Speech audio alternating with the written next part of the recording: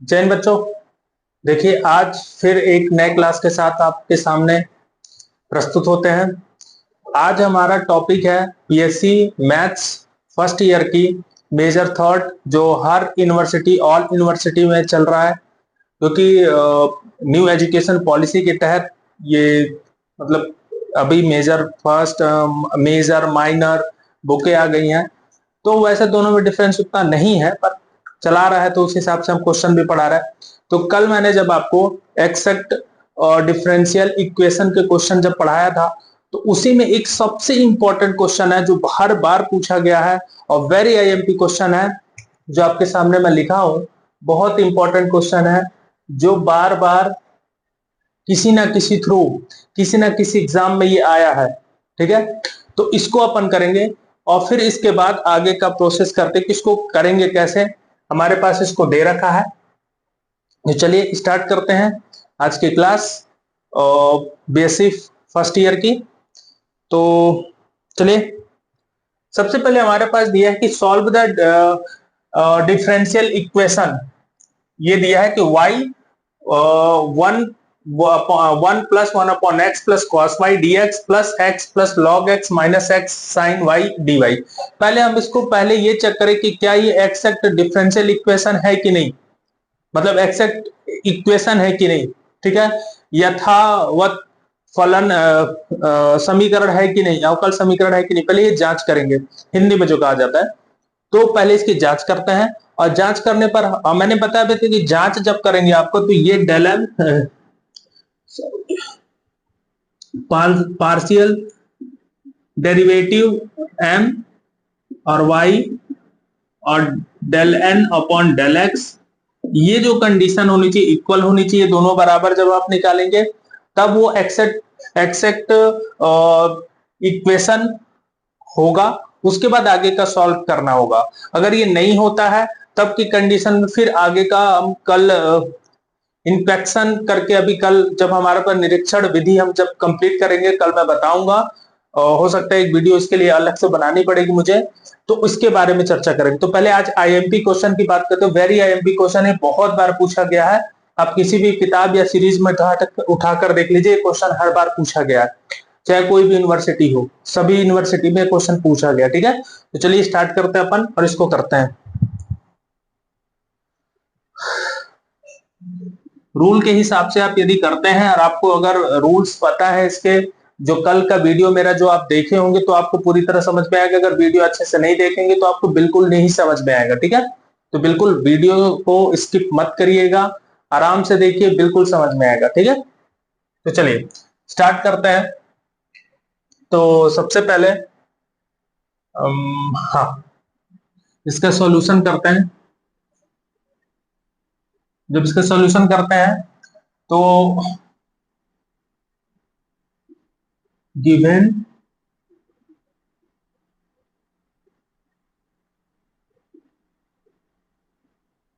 Differential equation क्या दे रखा है आपको,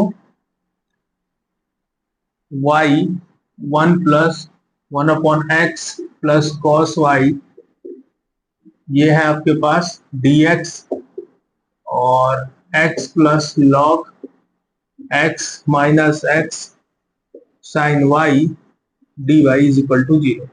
ये आपको दे रखा है पहले से। ठीक है, ये आपके पास, मैं इसको इक्वेशन फर्स्ट दे देता हूं, मतलब समीकरण एक हो गया। इंग्लिश और हिंदी मीडियम दोनों के लिए है, जरूरी नहीं कि मैं इंग्लिश मीडियम के अलग से लेके आऊं। भैया आप पढ़ तो वही रहे होगे जहां कहीं भी पढ़ो। ठीक है, तो इंग्लिश मीडियम के लिए भी है और हिंदी मीडियम के लिए, दोनों के लिए है। मैथ्स में आप अगर आप सोचोगे कि इंग्लिश मीडियम हिंदी मीडियम, तो बेटा अटके रह जाओगे। मैथ्स में कोई इंग्लिश और हिंदी मीडियम नहीं होता, आपको सब बराबर वैसे ही पढ़ने पड़ते हैं। बस आपको इंटीग्रेशन और डिफ्रेंसिएशन बनना चाहिए, तभी आपको समझ में आएगा। चलिए, तो इसके बाद मैंने कल जब आपको बताया था कि एज अ थ्रू एक चीजें बताई थी कि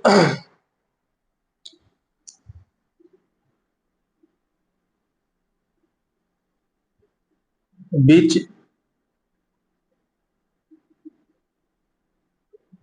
is on M D x and N D Y, यही मैं शायद बताया था आपको कि विच इज ऑफ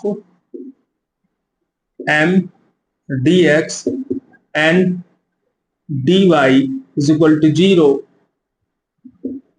फ्रॉम, अब इसका कंपेयर करेंगे क्योंकि एम डी एक्स है तो इससे कंपेयर, ठीक है, y one plus one upon x, और इसको मैं प्लस कॉस वाई, बहुत लंबा सवाल है इसलिए हम बीच से थोड़ा लाइन खींच देता हूँ क्योंकि एक एम का इधर पार्ट करेंगे एन का इधर करेंगे, और एन का हो जाएगा x plus log x minus x sine y, ठीक है, ये हो जाएगा। मैंने दो पार्ट इसके अलग अलग कर दिए कि ये ले लिया और ये ले लिया क्योंकि ये एम हो गया, ये एन हो गया और ये एम हो गया, ठीक है, कंपेयर करना है आपको। ये हमने पढ़ा था ना M D x M d y, ये वाला पार्ट हमने पढ़ा था। तो which is of M D x and N D Y is equal to zero from, तो एम की वैल्यू इसके बराबर एन की वैल्यू जो है डी वाई के जो साथ में फैक्टर लिखे होंगे वो हो जाएंगे, ठीक है। अब आगे बढ़ते हैं। अब इसका करते हैं y के रिस्पेक्ट में पार्शियल डेरिवेटिव करते हैं, ठीक है। पार्शियल डेरिवेटिव जब इसका करते हैं तो del M upon del y, del upon del y, y one plus one upon x plus cos y, ठीक है, डेल अपॉन डेल वाई, इसका जब करते हैं तो फर्स्ट इंटू सेकेंड या फिर पहले कर लेते हैं y one plus one upon x plus partial derivative y के रिस्पेक्ट में, ठीक है। अब इसका करेंगे फर्स्ट इंटू सेकेंड, मतलब तो फर्स्ट इंटू सेकेंड में नॉर्मल सी बात है कि y को आप छोड़िए, one plus one upon x का होगा plus one plus one upon x को छोड़िए, ठीक है, इसका किसका होगा, y का होगा, प्लस कॉस y का होता है सीधे सिंपल सी माइनस साइन वाई, ठीक है। इसका देखिए तो पूरा कांस्टेंट वैल्यू नहीं है, one plus one upon x, ये क्या है, कांस्टेंट वैल्यू होती है तो जीरो हो जाएगी पूरा, मतलब ये पूरा पार्ट ही जीरो हो जाएगा। तो यहाँ बचेगा one plus one upon x, y की वैल्यू वन हो गई, माइनस यहाँ बच जाएगा सिर्फ साइन वाई। ये आ गया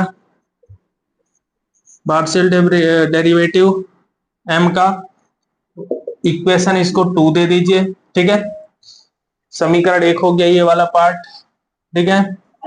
ये आपने निकाल लिया क्योंकि हमको तो अभी बराबर से प्रूव करना है कि ये दोनों del M upon del y और यहाँ पे del N upon del x जो निकालेंगे दोनों बराबर होने चाहिए, तब इसके आगे का एक्सैक्ट डिफरेंशियल इक्वेशन तभी निकाला जा सकता है, ठीक है। तो चलिए स्टार्ट करते हैं, इसका निकालिए।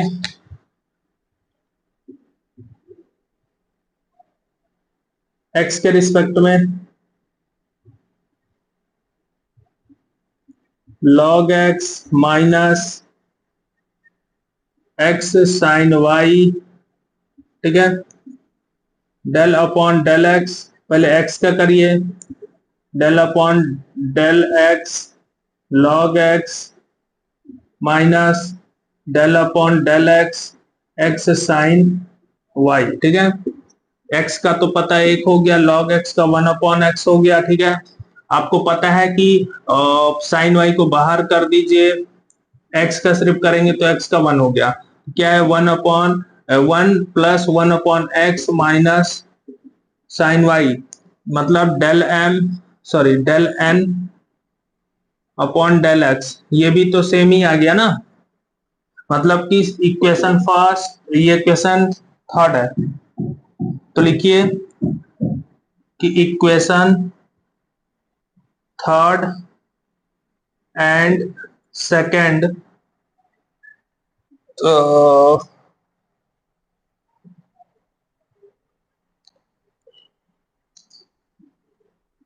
is एक्सैक्ट इक्वेशन, ठीक है। मतलब एक जो समीकरण आपका 3 और 2 है वो बिल्कुल यथावत अवकल समीकरण है, मतलब कि यथावत समीकरण है। तो इस कंडीशन पे क्या निकल रहा है कि del M upon del y बराबर है del N upon del x के। ये हमको बताना था, इससे हमको कंफर्म हो गया कि ये है। अगर ये एक्सेक्ट इक्वेशन है तो अब इसके बाद का सॉल्यूशन अपना स्टार्ट करते हैं, ठीक है। देखिए इसके बाद जब करेंगे, क्योंकि ये तो कंफर्म हो गया कि ये दोनों इक्वल है, तब अपने को आगे करते हैं।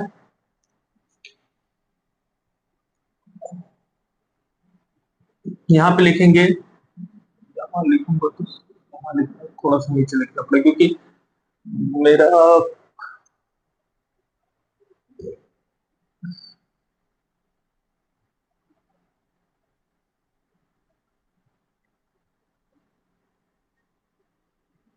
The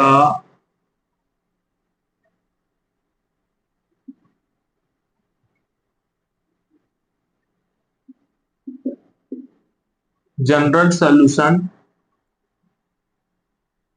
of x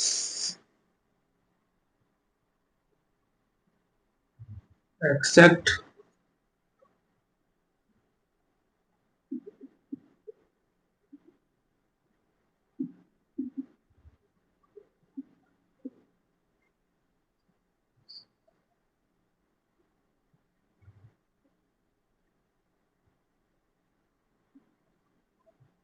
equation is, ठीक है, the general solution of except differential equation is, क्या होगा आपको पता है, जो मैंने स्टार्टिंग में बताया था। इसके जब ये कंप्लीट होने के बाद इसको करा जाता है तो क्या हो जाएगा, इंटीग्रेट इंटीग्रेटेड इंटीग्रेशन जो करेंगे, यहां पे m होगा dx और प्लस n, यहां पे लिखेंगे आप the term of n n free from x, यहां पे लिख देंगे आप dy। मतलब कि जो भी n का टर्म होगा, जो n का इंटीग्रेशन करेंगे, मतलब जो मैंने क्या बताया, यहां पे आपको दिख रहा होगा जो ये m है, इस m का जो भी वैल्यू इंटीग्रेशन जब आप करेंगे उसका, तो जो भी आएगा उसको यहां लिख देंगे, ठीक है। पर जब n का इंटीग्रेशन करेंगे तो x वाले भाग को छोड़कर, x को छोड़कर सिर्फ y वाले को रखा जाएगा, ठीक है। और यहाँ पे प्लस का लग जाएगा, इक्वल करके यहाँ सी लग जाएगा, ठीक है। तो चलिए देखते हैं इसको कैसे करना है आगे। अब यहाँ पे मैं पहले इसको फर्स्ट सेकंड थर्ड दे दिया, इसको अपन दे देते हैं 4, इसी पे वैल्यू फाइंड करनी, ठीक है। तो पहले निकालिए M D x. M D x जब निकालते हैं अपन, वहां पे y जो होगा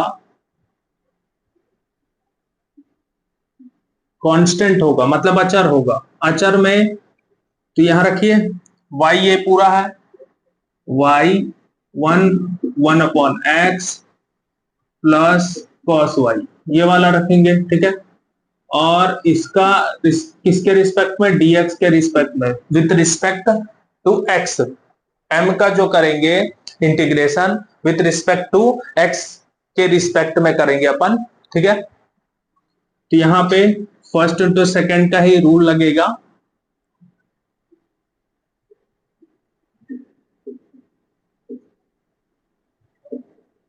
integration cos y into D x, इसका करेंगे।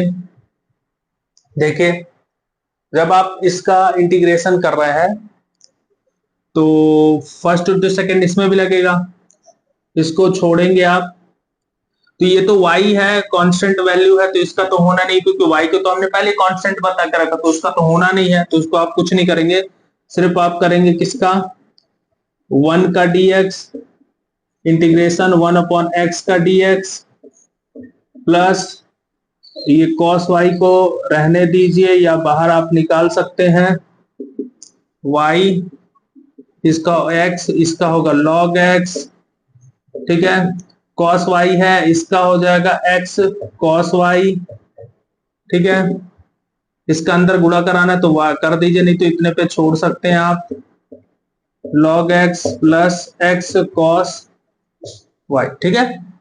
ये आपका क्या आया, इंटीग्रेशन m dx जब y अचर हो, अचर मतलब कांस्टेंट हो, ये निकला, ठीक है। अब जब n का यदि मैं करता हूं ये वाले का, ये सब x x वाले हैं, दिख रहा है आपको, एक ही y वाला है, लेकिन इसको भी जब आप करेंगे y के साइन y का तो cos y होगा, इसको जब आप करेंगे cos y ही होगा, लेकिन पूरे x ही मिलेंगे आपको, y का कोई टर्म मिलेगा ही नहीं, तो अपन तो कुछ लिखेंगे ही नहीं, पर मैं आपको करके दिखा देता हूं। अगर मैं यहाँ पे n का करता हूं dy के रिस्पेक्ट में, तो x होगा log x होगा, ठीक है, माइनस x साइन y होगा dy। अब इसका जब आप करेंगे तो x dy log x dy, ठीक, इसी तरह माइनस x साइन y, यही होगा। x का करेंगे तो आपका होगा नहीं, तो x y होगा, ठीक है, यहाँ पे y log x होगा, यहाँ पे x छोड़कर साइन का होगा cos y, मतलब कि सब में x तो इन्वॉल्व है ना, सब में आपका x आ रहा है, इसमें भी x आ रहा है, यहाँ पे भी x है, यहाँ पे भी x है, y सिंगल है नहीं, यहाँ पे यही बात लिखी कि सिर्फ x को छोड़ देना, फ्री कर देना, x को छोड़ दीजिए, और जो भी एलिमेंट मतलब जो भी x के पार्ट y के पार्ट होंगे उसी को लिखना है। तो आप यहाँ पे लिखेंगे, इसको मैं थोड़ा वो कर देता हूं,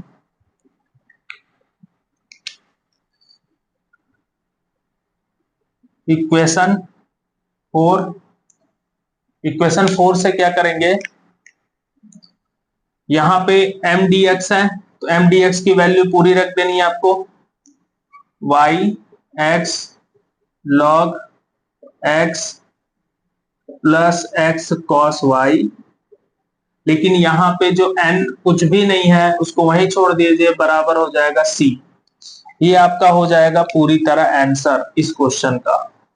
तो इतना इंपॉर्टेंट क्वेश्चन था ये, इतना इंपॉर्टेंट क्वेश्चन था, बहुत बार क्वेश्चन ये पूछा है कि पूरे यूनिवर्सिटी में जितने भी यूनिवर्सिटी हैं उसमें ये क्वेश्चन हर बार आया है। तो आई होप ये जो क्लास में आज की बताया आपको पूरी तरह समझ में आई होगी, किस तरह करना है, इसमें कोई प्रॉब्लम नहीं होगी, ठीक है। और आप मुझसे कमेंट भी कर सकते हैं अगर कहीं आपको डाउट लगता है कि हाँ यहाँ पे मुझे डाउट है, तो फिर मैं उसको फिर से समझा दूंगा, क्योंकि इसमें तो वैसे डाउट नहीं। अब ये वाली जो कंप्लीट हो गई है, जब हम कल बात करेंगे तो कल जब कंप्लीट करेंगे तो ये नॉट इक्वल जब होगा, जब आपका एक्सेप्ट इक्वेशन जो होगा नॉट इक्वल होगा, मतलब बराबर नहीं होगा, लेफ्ट हैंड साइड और राइट हैंड साइड जब इक्वल नहीं होंगे, तब की कंडीशन में आपको ये डिफरेंशियल इक्वेशन किस तरह करना होगा, ये हम कल टॉपिक करेंगे इस पर, ठीक है। तो आज की टॉपिक और जो तीन लेक्चर मेरे रहे, आज ये तीसरा लेक्चर है बीएससी का, तो ये आपको आई होप समझ में आया होगा। आप मुझे कमेंट के भी माध्यम से मुझे बता सकते हैं कि मेरी क्लास आपको कैसी समझ में आई, ठीक है, जिससे मैं भी संतुष्ट हो जाऊंगा कि मैं जो आपको समझा रहा हूं। अगर आपको बोर्ड में कोई प्रॉब्लम आ रही तो भी बताइएगा, क्योंकि बीएससी लायक अभी बोर्ड तो है ही नहीं, थोड़ा लंबा चौड़ा होना चाहिए बीएससी के लिए, और जैसा बोलेंगे उस हिसाब से मैं काम कर सकता हूँ, ठीक है। तो आप क्लास देखेंगे, आपको पूरी तरह संतुष्ट हो जाएंगे, कोई जरूरी नहीं यूनिवर्सिटी में परेशान होने के लिए, किसी के पास ना दौड़ने के लिए, कोई दिक्कत नहीं, जब तक हम हैं आपको कोई दिक्कत नहीं होगी। ठीक है, तो चलिए आज की क्लास कंप्लीट करते हैं, मिलते हैं नई क्लास के साथ, वो भी कल। जय